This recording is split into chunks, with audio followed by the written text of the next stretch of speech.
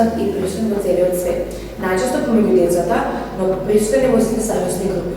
Насилството помеѓу врсниците е познато како врсничко насилство, а е што значи тоа? Врсничко насилство или булинг е вид насилство кој што е многу актуелно кај децата.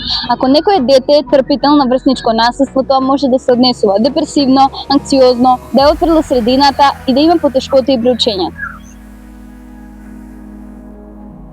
Забележуваат емоционални промени кај вашиот другар или другарка, како промени во однесувањето, зголемена анксиозност или намалена самодоверба, тоа е знак дека потпаѓа под врсничко насилство.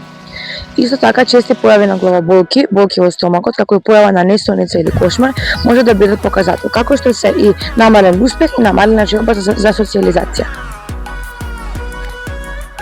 Некои од долгорочните последици од булингот се слабо физичко и психичко здравје, социјална изолација, проблеми со учењето и слаба концентрација. Социјалните мрежи во денешните денови заземаат многу големо внимание и ја прават оваа појава покомплицирана. Доколку се жртви на врсничко насилство, треба да пријавите кај вашите родители или ако е во рамките на училиштето, кај стручните служби. Доколку сме следопратили, потребно е да обучиме за како се булинг статус збори и која жртва и да разговараме со насилниците за причина на вакво однесување. Ако и тоа не успе, секако дека треба да пријавиме гласови говорител или кој се бедни лица со кои ќе се приема заедно да идентификуваме проблемот и заеднички да решиме. Зборовите може да помогнат. Разми се два пати пред да кажеш нешто. Стави се на местото на тој кого да ветиш.